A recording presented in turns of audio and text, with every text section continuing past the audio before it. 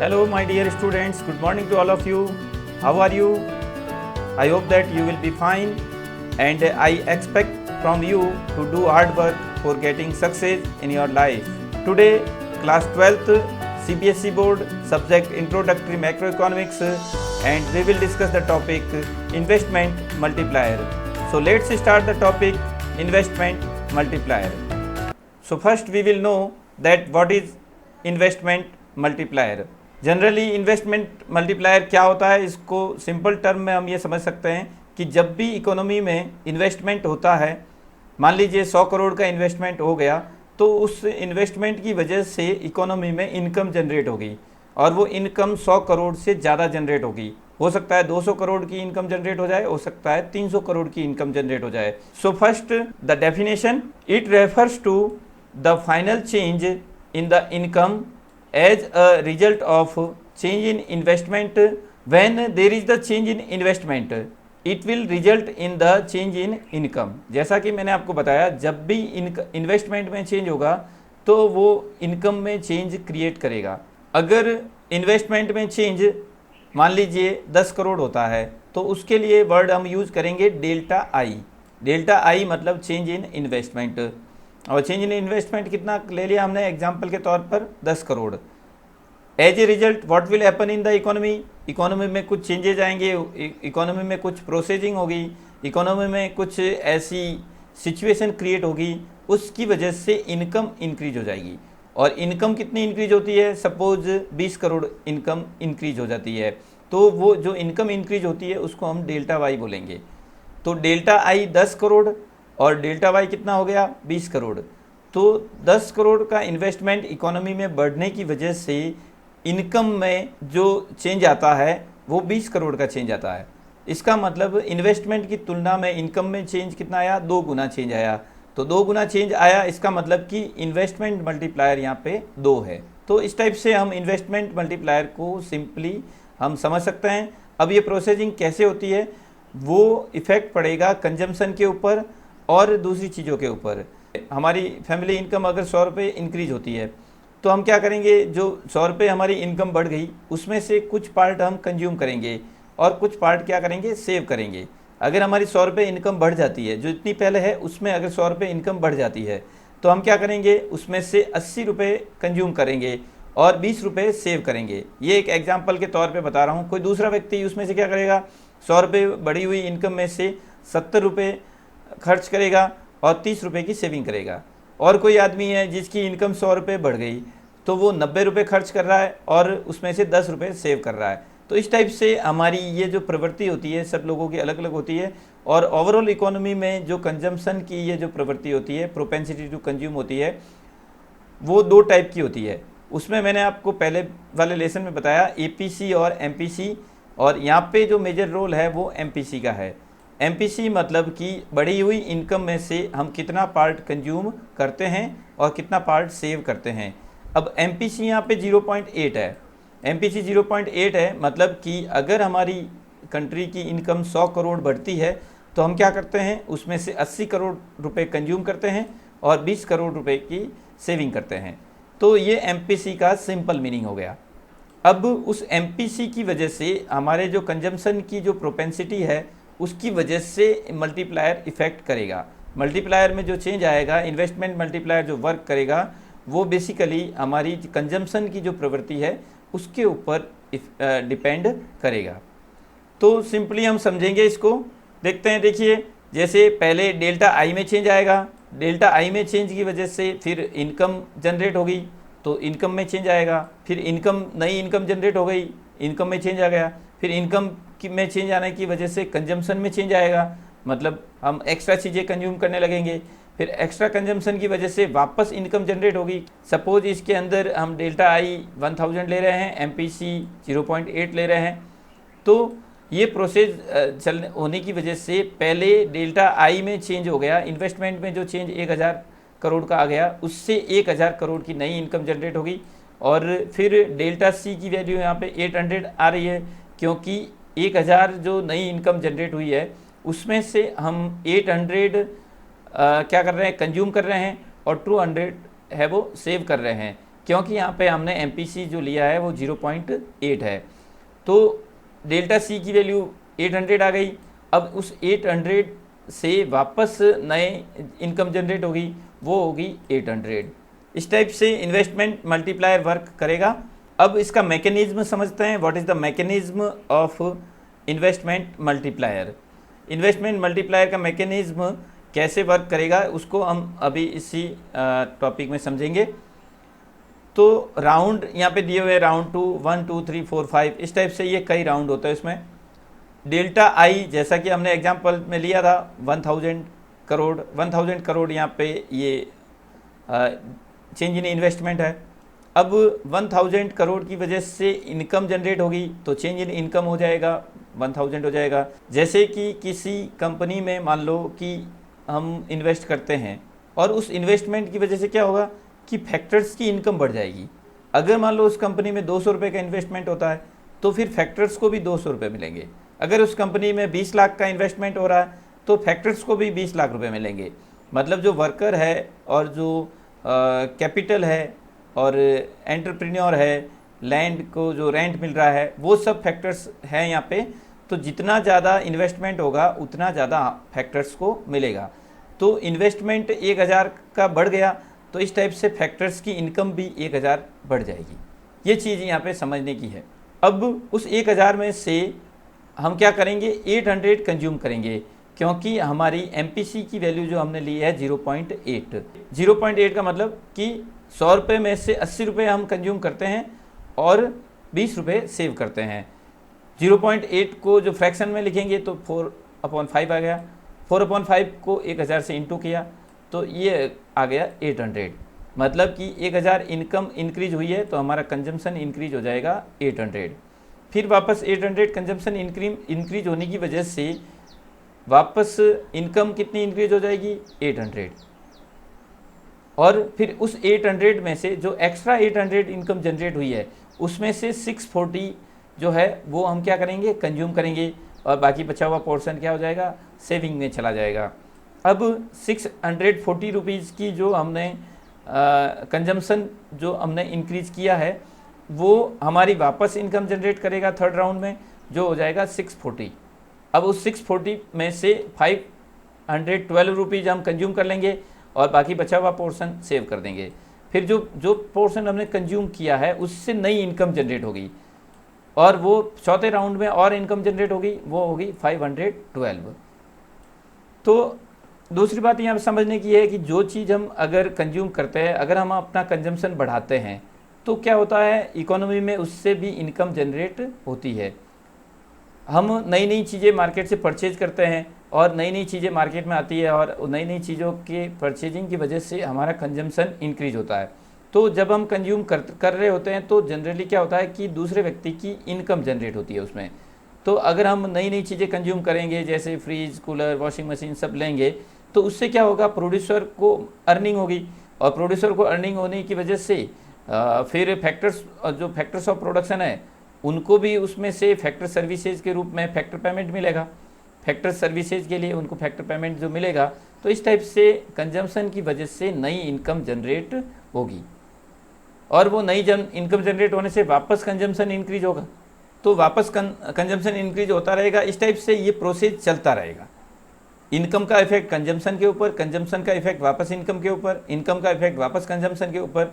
तो ये process long term में चलता रहेगा, मतलब यहाँ पे उसको इन्फिनिटी से शो किया है।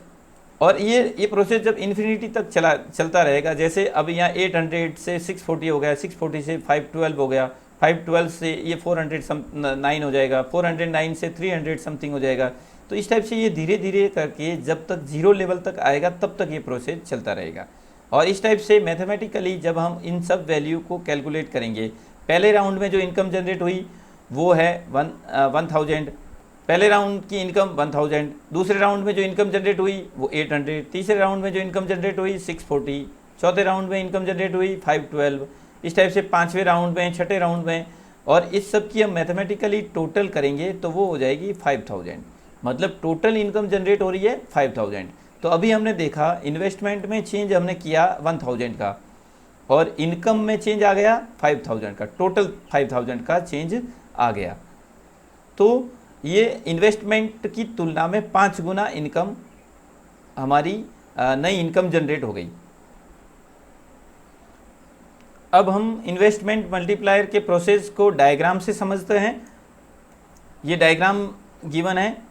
In this diagram you can see that on x axis we are showing the income and output and employment, and on y axis we are showing aggregate demand and aggregate supply, and here there is the reference line that is at 45-degree angle, that is the reference line। और इस reference line पे जितने भी point होते हैं उस point पे हमारी AS और AD इक्वल होती है। अब देखिए यहाँ पे ये AD कर्व गिवन है, AD is equal to C plus I, तो ये AD कर्व गिवन है। AD के कर्व जहाँ पे ये रेफरेंस लाइन को इंटरसेक्ट करता है वो हमारा इक्विलिब्रियम पॉइंट होता है, और हमारी नेशनल इनकम डिसाइड होती है M लेवल तक। M लेवल हमारी नेशनल इनकम डिसाइड हो जाएगी, और जैसा कि हमने प्रीवियस लेसन में आपको बताया था, तो M लेवल पे ये हमारी नेशनल इनकम डिसाइड हो गई और ये हमारा इक्विलिब्रियम लेवल हो गया। अब क्या होता है, अगर इकोनॉमी में एक्स्ट्रा इन्वेस्टमेंट होता है तो एक्स्ट्रा इन्वेस्टमेंट कौन सा हो गया, डेल्टा आई। डेल्टा आई एक्स्ट्रा इन्वेस्टमेंट होने की वजह से क्या हो जाएगा, इसमें AD में ये कुछ पोर्शन और जुड़ गया। मान लो पहले AD की वैल्यू 500 थी और डेल्टा आई की वैल्यू 100 है, तो 500 में ये 100 और जुड़ गया तो ये हो गया 600। पहले AD की वैल्यू 500 थी और अब AD की वैल्यू कितनी हो गई, 600। तो AD कर्व है वो अपवर्ड शिफ्ट हो जाएगा। तो ये AD कर्व अपवर्ड शिफ्ट हो गया, और AD कर्व अपवर्ड शिफ्ट होने की वजह से ये नया इक्विलिब्रियम पॉइंट जो होगा वो E1 पे होगा। तो हमारी नई इनकम जो अचीव हुई है, जो डिटरमिन हुई है, वो है M1। तो E के करस्पॉन्डिंग जो डिटरमिन इनकम है वो M है। E1 पॉइंट के संबंधित जो हमारी इनकम है वो है M1। अब देखिए डेल्टा आई इसके अंदर इन्वेस्टमेंट इंक्रीज हुआ है, और तो इनकम के में कितना इंक्रीज हो गया, पहले हमारी इक्विलिब्रियम नेशनल इनकम M थी और अब हमारी इक्विलिब्रियम नेशनल इनकम बढ़कर के कितनी हो गई, M1 हो गई। तो चेंज इन इन्वेस्टमेंट डेल्टा आई है और चेंज इन इनकम Y है। तो डायग्राम से हम समझ सकते हैं कि इन्वेस्टमेंट में हमने थोड़ा सा चेंज किया लेकिन इनकम में ज़्यादा चेंज हुआ। ये गैप को आप मेजर कर सकते हैं कि अगर मान लो डेल्टा आई यहाँ पे 100 है तो डेल्टा आई 100 करोड़ का इन्वेस्टमेंट हमने इंक्रीज कर दिया, चेंज इन इन्वेस्टमेंट 100 करोड़ है, तो उसके रिजल्ट के तौर पे डेल्टा वाई इंक्रीज होकर के मान लो 200 करोड़ इंक्रीज हो गया। तो डेल्टा आई 100 करोड़ किया लेकिन डेल्टा वाई 200 करोड़ हो गया ऑटोमेटिकली, जिसको हम इस ग्राफ से समझ सकते हैं। और इस टाइप से हम इसको ग्राफ के माध्यम से समझ सकते हैं। और इन्वेस्टमेंट मल्टीप्लायर का जो फॉर्मूला जो होगा delta Y upon delta I, ये इन्वेस्टमेंट मल्टीप्लायर का फॉर्मूला होगा। तो इस टाइप से ये इन्वेस्टमेंट मल्टीप्लायर का फॉर्मूला है, और इस फॉर्मूले के अकॉर्डिंग आप सिंपल डेफिनेशन भी इसकी याद कर सकते हैं, जो कि investment multiplier is the ratio between change in income and change in investment. तो इस प्रकार हम देखते हैं कि इन्वेस्टमेंट मल्टीप्लायर का हमने ये एक फार्मूला लिया। इस टाइप से इन्वेस्टमेंट मल्टीप्लायर के 2 फार्मूले और होते हैं। इन्वेस्टमेंट मल्टीप्लायर के टोटल 3 फार्मूले होते हैं। तो पहला ये मेन फार्मूला है K is equal to delta Y upon delta I, जो कि डेफिनेशन के अकॉर्डिंग है। अब इससे हम और दूसरे 2 फार्मूले जनरेट कर सकते हैं।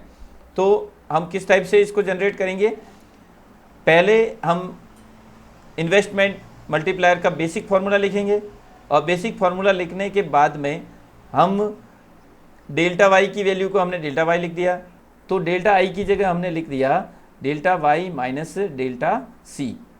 अब हमने दोनों टर्म को डेल्टा वाई से डिवाइड कर दिया, इस टर्म को भी डेल्टा वाई से डिवाइड कर दिया, इस टर्म को भी डेल्टा वाई से डिवाइड कर दिया, तो ये delta Y upon delta Y हो गया। और इस टर्म को डेल्टा वाई से डिवाइड करने से क्या हो जाएगा, delta Y upon delta Y minus delta C upon delta Y. तो delta Y upon delta Y तो हो गया 1, और यहाँ पे भी 1 हो गया। Delta C upon delta Y MPC होता है, जैसे कि हमने MPC वाले लेसन में पढ़ा था कि MPC is equal to delta C upon delta Y होता है, change in consumption due to change in income. जिसको हमने टेबल से भी सॉल्व किया था। तो इस तरह से हमें k का एक नया फॉर्मूला प्राप्त हो गया, जो कि होगा k is equal to 1/1 minus MPC। अब 1 माइनस MPC जो होता है उसकी वैल्यू MPS के बराबर होती है, क्योंकि ये भी हम स्टडी कर चुके हैं कि MPS plus MPC is equal to 1 और MPS is equal to 1 minus MPC, जो हम प्रीवियस लेसन में पढ़ चुके हैं। तो 1 माइनस MPC की जगह हम लिख देंगे 1 माइनस MPC की जगह हम लिखेंगे MPS। तो फॉर्मूला बन जाएगा k is equal to 1/MPS। तो टोटल आपको तीनों फार्मूले याद रखने हैं। पहला फार्मूला इसके अंदर है k is equal to delta Y upon delta I. दूसरा फार्मूला हो गया k is equal to 1/1 minus MPC। और तीसरा फार्मूला हो गया k is equal to 1/MPS। अगर आपको मैकेनिज्म या फिर ये मैथमेटिकल कैलकुलेशन अगर मान लो आपको याद नहीं रहे, लेकिन आपको ये तीनों फार्मूले याद रखने हैं। अब हम क्वेश्चन सॉल्व करते हैं जो कि जनरली एग्जाम में पूछे जाते हैं। Question number 1, if in an economy investment increases from ₹100 crore to 1200 crore. Economy में इन्वेस्टमेंट 1000 करोड़ से बढ़ कर के 1200 करोड़ हो जाता है। And as a result total income increases by 800, और उसकी वजह से टोटल इनकम 800 करोड़ बढ़ जाती है। तो आपको MPS की कैलकुलेशन करनी है। तो इसके अंदर जो गिवन वैल्यू है वो है डेल्टा आई, जो इन्वेस्टमेंट में इंक्रीज हुआ है, और उसकी वजह से मैंने आपको बताया था कि जैसे ही इन्वेस्टमेंट में हम इंक्रीज करेंगे तो एज ए रिजल्ट इनकम में इंक्रीज होगा। तो इनकम में इंक्रीज हो गया 1200। इन्वेस्टमेंट में इंक्रीज कम होगा लेकिन इनकम में इंक्रीज ज़्यादा होगा। ये इकोनॉमी का प्रोसेसिंग ऐसी होगी जिसके बारे में अभी हमने डिस्कस किया है। तो डेल्टा आई और डेल्टा वाई की वैल्यू गिवन है, लेकिन इसके अंदर पूछी वैल्यू किसकी, MPS की। तो पहले हम डेल्टा वाई और डेल्टा आई की वैल्यू से k की वैल्यू फाइंड आउट करेंगे, और k की वैल्यू फाइंड आउट करने के बाद में k की वैल्यू फाइंड जो हो जाएगी उस वैल्यू से हम MPS की वैल्यू फाइंड आउट करेंगे। तो सबसे पहले हम गिवन वैल्यूज से k की वैल्यू फाइंड आउट करते हैं।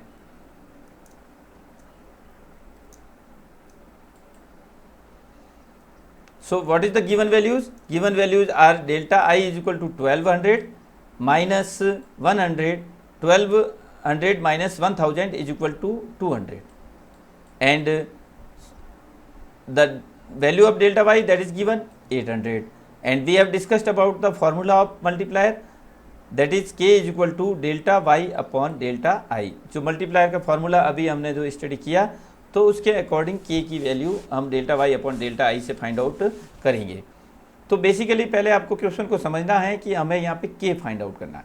तो k फाइंड आउट करना तो बहुत इजी है कि formula delta y upon delta I होता है, और डेल्टा y की जगह डेल्टा y की वैल्यू रख दो और डेल्टा आई की जगह डेल्टा आई की वैल्यू रख दो, तो फिर बाद में हमें k की वैल्यू आसानी से प्राप्त हो जाएगी।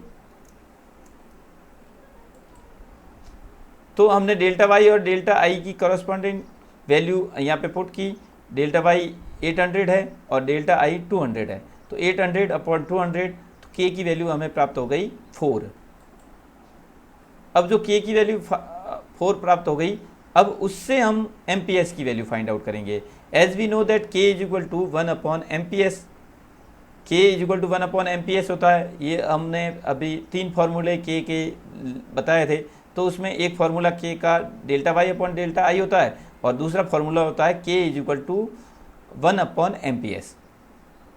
अब k की वैल्यू हम पहले ही निकाल चुके हैं, k की वैल्यू यहाँ पुट करेंगे तो फिर MPS की वैल्यू हमें प्राप्त हो जाएगी। तो k की वैल्यू k की जगह पुट कर दी, 4 हो गया, 4 इज इक्वल टू 1/MPS हो गया। अब MPS को इस तरफ ट्रांसफ़र करेंगे, लेफ्ट साइड में ट्रांसफ़र कर देंगे और 4 को राइट साइड में ट्रांसफ़र कर देंगे, तो ये हो जाएगा MPS इज इक्वल टू 1/4, और 1/4 को वापस डेसिमल नंबर में लिखेंगे तो 1/4 इज इक्वल टू हो गया 0.25।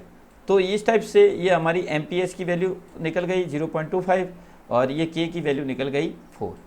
तो गिवन डेटा से आपको K की वैल्यू फाइंड आउट करनी है या डेल्टा I की वैल्यू फाइंड आउट करनी है या डेल्टा Y की वैल्यू फाइंड आउट करनी है, तो उसके अकॉर्डिंग आपको तीनों फार्मूले याद करने हैं। उस फार्मूले के अकॉर्डिंग आप एक वैल्यू गिवन होने पर दूसरी वैल्यू फाइंड आउट कर सकते हैं। Next question, as a result of increase in investment, investment में इंक्रीज होने की वजह से इनकम में इंक्रीज होगा, तो इन्वेस्टमेंट में इंक्रीज कितना हुआ 120 crore. As result of increase investment by 120 crore. National income increased by 600 crore. तो इन्वेस्टमेंट में कितना इंक्रीज हुआ 120 करोड़ और नेशनल इनकम में कितना इंक्रीज हुआ 600 करोड़। तो आपको कैलकुलेट करना है, मल्टीप्लायर की वैल्यू कैलकुलेट करना है, MPC की वैल्यू कैलकुलेट करना है और MPS की वैल्यू कैलकुलेट करना है। तो मल्टीप्लायर मतलब यहाँ पे इन्वेस्टमेंट मल्टीप्लायर है। सिंपली अगर सिर्फ मल्टीप्लायर वर्ड यूज होता है तो वो इन्वेस्टमेंट मल्टीप्लायर होता है। सिंपल सा कॉन्सेप्ट है कि अगर इकोनॉमी में हम 120 करोड़ का इन्वेस्टमेंट बढ़ाएंगे तो इनकम कितनी बढ़ जाएगी 600 करोड़, क्योंकि इन्वेस्टमेंट का हमेशा मल्टीप्लायर इफेक्ट होता है। तो इन्वेस्टमेंट मल्टीप्लायर कितना होगा इसको हमें फाइंड आउट करना है। पहले सिंपल फार्मूला लिखना आपको और फार्मूले के अकॉर्डिंग आपको वैल्यू पुट करना है। Given values are delta I is equal to 120 and delta Y is equal to 600 and formula of K is equal to delta Y upon delta I। अब हम इसके अंदर वैल्यू पुट करेंगे। Delta Y की value 600 ले ली और delta I की value 120 ले ली। 600 को 120 से डिवाइड करेंगे तो इस टाइप से हमें K की वैल्यू रिसीव हुई है, वो है 5। After that calculating the value of K that is 5, we will calculate the value of MPS by the given value of K and first we will write the formula K is equal to 1 upon MPS। 1 upon MPS K का formula लिख दिया जो कि दूसरा formula है। अब इसके अंदर K की वैल्यू पुट कर देंगे तो अब हमारे पास में MPS बचेगा, तो MPS की वैल्यू फाइंड आउट हो जाएगी। कोई भी फार्मूले में मैथमेटिकली अगर मान लो दो टर्म हमें पता नहीं है और दो टर्म में से मान लो एक टर्म का पता चल जाता है तो फिर दूसरे टर्म की वैल्यू निकल जाएगी। अब इस फॉर्मूले में क्या है, दो टर्म है, एक तो K है, एक है MPS। अगर हमें दोनों ही टर्म नहीं पता तो फिर हम किसी भी एक टर्म की वैल्यू फाइंड आउट नहीं कर सकते। मतलब K की वैल्यू भी हमें नहीं पता, MPS की वैल्यू भी नहीं पता, तो फिर हम दोनों में से किसी भी की भी वैल्यू नहीं निकाल सकते। लेकिन इक्वेशन में अगर K की वैल्यू पता चल गई तो MPS की वैल्यू निकल जाएगी और MPS की वैल्यू पता चल गई तो फिर हमें K की वैल्यू मिल जाएगी। तो अब हम वैल्यू पुट करेंगे। K की जगह 5 लिख दिया, K 5 is equal to 1 upon MPS हो गया। अब MPS को लेफ्ट साइड में ट्रांसफ़र कर देंगे और 5 को राइट साइड में ट्रांसफ़र कर देंगे, तो ये हो जाएगा MPS is equal to 1 upon 5। 1 upon 5 को जब हम डेसिमल नंबर में लिखेंगे तो 0.20 ये MPS की वैल्यू हो जाएगी। तो इस टाइप से हमने दोनों वैल्यू फाइंड आउट की, K इज इक्वल टू 5 और MPS इज इक्वल टू 0.20। अब हमारी वैल्यू बची है वो है MPC। हमने MPS की वैल्यू को पहले फाइंड आउट की है क्योंकि MPS का फॉर्मूला MPC के फॉर्मूले की तुलना में इजी होता है। K के टर्म में MPS का फॉर्मूला इजी होता है, तो इसलिए हमने MPS की वैल्यू पहले फाइंड आउट कर दी। अब हम MPS से MPC की वैल्यू आसानी से निकाल सकते हैं। तो देखिए हम जानते हैं MPC और MPS का टोटल कितना होता है, 1 होता है। हमेशा MPC और MPS का टोटल 1 होगा, जिसको हम प्रीवियस क्लास में पढ़ चुके हैं। और जब MPC की वैल्यू फाइंड आउट करनी है तो MPC की वैल्यू निकालने के लिए क्या हो जाएगा कि ये MPC फाइंड आउट करना है तो MPC की वैल्यू के लिए होगा 1 माइनस MPS। ये 1 माइनस MPS हो जाएगा और 1 में से MPS को माइनस करेंगे मतलब 1 माइनस 0.20। 1 माइनस 0.20 करेंगे तो फाइनली क्या आंसर आ जाएगा 0.80। 1 में से 0.2 माइनस करेंगे तो 0.8 आंसर आ जाएगा, जो कि MPC की वैल्यू होगी। तो इस टाइप से हमने तीनों ही वैल्यू निकाल दी है, K की वैल्यू, MPS की वैल्यू और MPC की वैल्यू। नेक्स्ट क्वेश्चन और करते हैं ताकि आपको इन्वेस्टमेंट मल्टीप्लायर का कॉन्सेप्ट अच्छी तरह समझ में आ जाए। इन an economy MPC is 0.75, MPC की वैल्यू 0.75 है। If investment expenditure is increased by 500 और डेल्टा आई की वैल्यू कितनी हो गई 500, क्योंकि this is the increase in investment. Investment में कितना इंक्रीज हो रहा है ये यहाँ पे शो हो रहा है। और अगर यहाँ पे इंक्रीज वर्ड नहीं आया, सिर्फ इन्वेस्टमेंट वर्ड आया है, तो इसका मतलब कि वो डेल्टा आई की वैल्यू नहीं है, आई की वैल्यू है। और यहाँ पे इंक्रीज वर्ड आ गया है, इसका मतलब कि यहाँ पे डेल्टा आई की वैल्यू गिवन है। Calculate the total increase in income. Total increase in income मतलब आपको डेल्टा वाई की वैल्यू फाइंड आउट करनी है, एंड कंजम्पशन एक्सपेंडिचर और डेल्टा सी की वैल्यू भी आपको फाइंड आउट करनी है। So what is the given values? Given values are MPC is equal to 0.75 and delta I is equal to 500, and we are to find out delta Y and delta C, and delta I is equal to 500, delta Y is to be calculated, delta C is to be calculated. So x is equal to 1 upon MPS as we know। अभी हमने पहले भी एक question किया था जिसके अंदर k की वैल्यू हमने देखा k is equal to 1 upon MPS होता है। तो अब हमने देखा k और MPS दोनों में से अगर हमें एक की वैल्यू पता होगी तो दूसरी वैल्यू अपना आप निकल जाएगी। तो MPS की वैल्यू 0.75 यहाँ पे पुट करेंगे तो k की वैल्यू निकल जाएगी। अब हमने ये k की वैल्यू यहाँ पे पुट कर दी, k is equal to 1 upon 0.75 हो गया ये। अब 1 अपॉन 0.75 को हम डिवाइड करेंगे, पॉइंट हट गया तो ये 100 हो गए, 100 अपॉन 75 हो गया ये। 100 अपॉन 75 करेंगे तो ये हो जाएगा 4/3। इसको 4/3 ही रखना है अभी। तो इस तरह से हमने k की वैल्यू फाइंड आउट कर दी जो कि 4/3 है। अब k का फॉर्मूला लिखेंगे, k is equal to delta Y upon delta I. अब इसमें हमें k की वैल्यू पता है और डेल्टा आई की वैल्यू पता है, तो हम डेल्टा वाई की वैल्यू फाइंड आउट कर सकते हैं। तो आगे हम इसमें वैल्यू पुट करते हैं। तो वैल्यू पुट करने के बाद में k की वैल्यू हमने पुट कर दी जो कि 4/3 है, k की वैल्यू पुट कर दी। डेल्टा वाई हमें फाइंड आउट करना है तो वैसा ही लिख दिया, और डेल्टा आई की वैल्यू हमने इसमें गिवन है वो जो कि 900 है, तो वो 900 हमने डेल्टा आई की वैल्यू लिख दी यहाँ पे। अब हम 900 को लेफ्ट साइड में ट्रांसफ़र करेंगे तो delta Y is equal to क्या हो जाएगा 4 इंटू 900। ये 900 4 के साथ में चला जाएगा तो 4 से इंटू हो जाएगा, तो 4 इंटू 900 अपॉन 3 हो गया। फिर हम इसको कैलकुलेट करेंगे, 3 3 जा 9, तो अगला टर्म आ जाएगा 4 इंटू 300। 4 इंटू 300 करने से फाइनल आंसर जो डेल्टा वाई की वैल्यू आएगी वो होगी 1200। तो इस टाइप से हमने k की वैल्यू फाइंड आउट कर दी और डेल्टा वाई की वैल्यू फाइंड आउट कर दी। अब हम फाइंड आउट करेंगे डेल्टा सी की वैल्यू। डेल्टा सी की वैल्यू फाइंड आउट करने के लिए हम नेक्स्ट स्टेप करेंगे। डेल्टा सी की वैल्यू फाइंड आउट करने के लिए हम फॉर्मूला लिखेंगे, delta Y is equal to delta C plus delta I. Y is equal to C plus I होता है जो कि हम पहले ही पढ़ चुके हैं एग्रीगेट डिमांड चैप्टर में और इक्विलिब्रियम नेशनल इनकम चैप्टर में। तो इक्विलिब्रियम नेशनल इनकम जब होता है तब Y is equal to C plus I होता है, और अगर हम इसको चेंजिंग के पैटर्न में लिखते हैं तो delta Y is equal to delta C plus delta I होगा। Generally Y is equal to C plus I है, इसमें से हमने सबके आगे डेल्टा लगा दिया तो ये नया फार्मूला बन गया। अब इसमें डेल्टा वाई की वैल्यू अभी हमने जस्ट कैलकुलेट की और डेल्टा आई की वैल्यू क्वेश्चन में गिवन है, तो हम डेल्टा सी की वैल्यू फाइंड आउट कर सकते हैं। तो वैल्यू पुट करेंगे, ये हमारा फार्मूला हो गया delta Y is equal to delta C plus I, और इसमें अब हम वैल्यू पुट करेंगे तो डेल्टा वाई की वैल्यू लिख दी 1200 is equal to delta C plus 900, और डेल्टा सी की वैल्यू आ जाएगी delta C is equal to 1200 minus 900 is equal to 300।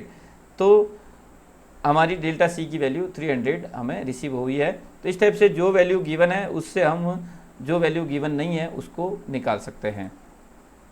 अब कुछ सिंपल क्वेश्चन है, give the formula of investment multiplier in terms of MPC. MPC के term में investment multiplier का फॉर्मूला क्या होगा, that will be K is equal to 1/1 minus MPC. Next question, give the formula of investment multiplier in terms of MPS. तो MPS के term में multiplier का formula आपको लिखना है। जनरली ऐसे सिंपल क्वेश्चन 1 मार्क्स क्वेश्चन इस टाइप के आते हैं तो आपको फॉर्मूले भी याद रखने हैं और इससे रिलेटेड क्वेश्चन भी आपको करने हैं। तो एमपीएस की टर्म में मल्टीप्लायर का फॉर्मूला अभी जस्ट हमने डिस्कस किया है, तो होगा K = 1/MPS। Next, what is the maximum value of investment multiplier. Investment multiplier की मैक्सिमम वैल्यू क्या होगी वो हमें बताना है। तो इन्वेस्टमेंट मल्टीप्लायर की मैक्सिमम वैल्यू इन्फिनिटी हो सकती है कि change in income upon change in investment होता है। मान लो चेंज इन इनकम यहाँ पे 100 है और चेंज इन इन्वेस्टमेंट 0 है, तो 100/0 जब हम करेंगे तो इन्वेस्टमेंट मल्टीप्लायर की जो मैक्सिमम वैल्यू जो आ जाएगी इन्फिनिटी आ जाएगी। Next question, what can be the minimum value of investment multiplier. तो इन्वेस्टमेंट मल्टीप्लायर की मिनिमम वैल्यू क्या हो सकती है, तो आंसर होगा इसका 1। जैसे कि हमने इन्वेस्टमेंट में चेंज 100 करोड़ का किया, तो मिनिमम y में चेंज होगा, डेल्टा y जो हो जाएगा वो भी 100 हो गया, तो डेल्टा y 100 और डेल्टा i की वैल्यू भी 100/100, तो इन्वेस्टमेंट मल्टीप्लायर की वैल्यू कितनी आ जाएगी, 1 आ जाएगी। डेल्टा i 100 होने पर y में जो चेंज होगा, इनकम में जो चेंज होगा वो कम से कम 100 तो होगा ही होगा, क्योंकि फर्स्ट राउंड में 100 का चेंज आएगा। जैसे ही हम एक मान लो 100 रुपये का इन्वेस्ट करेंगे तो वैसे तुरंत ही इनकम भी 100 रुपये बढ़ जाएगी, क्योंकि फैक्टर्स को पेमेंट के रूप में 100 रुपये इनकम मिल जाएगी। अगले राउंड में इनकम जनरेट हो या नहीं हो, लेकिन पहले राउंड में अगर डेल्टा आई हमने 100 लिया है तो डेल्टा वाई कम से कम 100 हो गई, तो डेल्टा वाई की वैल्यू 100 और डेल्टा आई की वैल्यू भी 100, तो 100/100 करेंगे तो 1 वैल्यू आ जाएगी। तो ये इन्वेस्टमेंट मल्टीप्लायर की मिनिमम वैल्यू होगी। Thanks to all. If you are having any kind of question, then you can call me or WhatsApp me on the given number, and I hope that this lesson is very much helpful for you। और आप जितना भी numerical question दिए इसकी अच्छी practice करोगे और आप बोर्ड एग्जाम में अच्छे मार्क्स लाओगे, ऐसी मैं आपसे एक्सपेक्टेशन रखता हूँ। So thanks to all once again.